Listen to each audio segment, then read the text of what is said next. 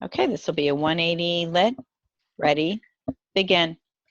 Mr. President, on a second issue, I want us to talk today of the larger view of the fact downward turn in the U.S. political dialogue and just how it fits the needs of a single American.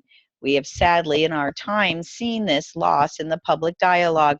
We are now seeing how its venom can affect the life of a single citizen.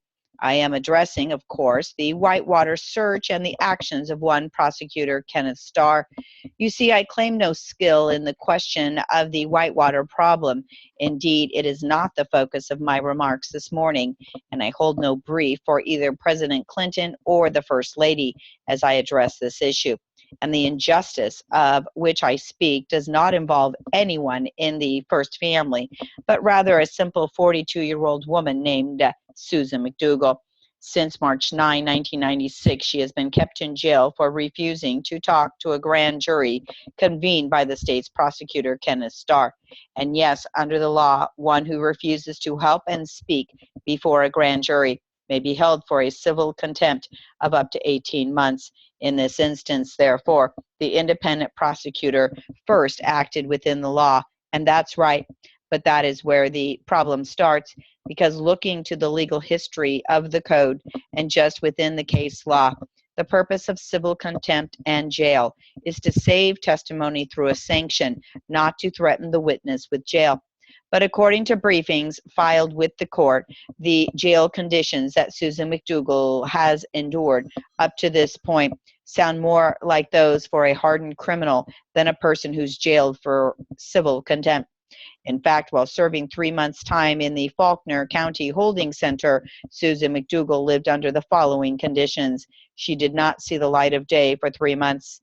She was jailed in a unit that was built for 10 people, but in reality usually held more than 20.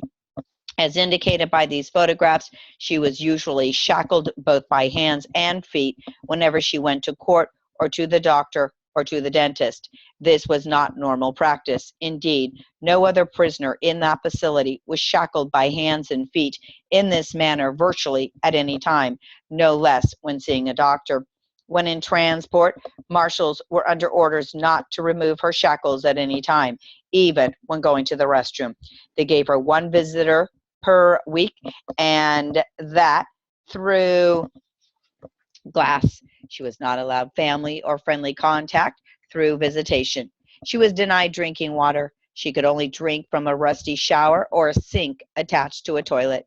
She was allowed nothing to read except for the Bible, of which I am sure she would have been grateful, except she was forbidden to have any reading glasses, even when she offered to buy them with her own funds.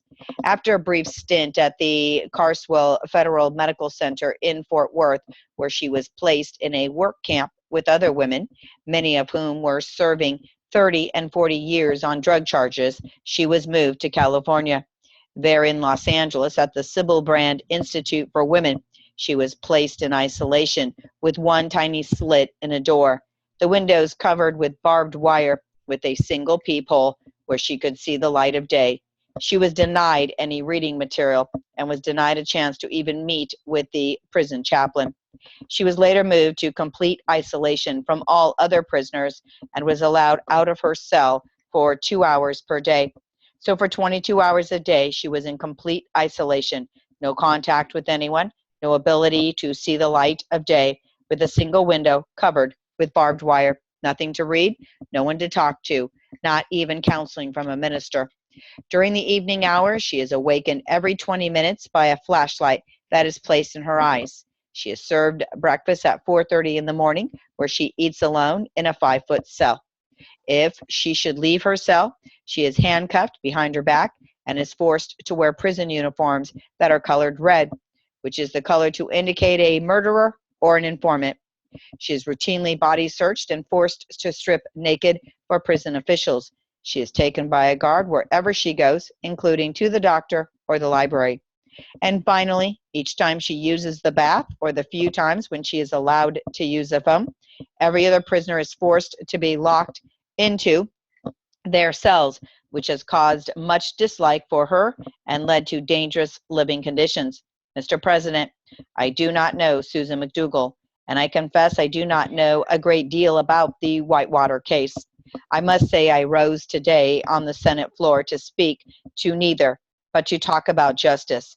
This is a bad situation that cannot be defended, and that gives rise to the question of whether or not Mr. Starr's investigation is being led by someone who seeks justice or is driven on the personal destruction of individuals to vindicate himself and his own investigation.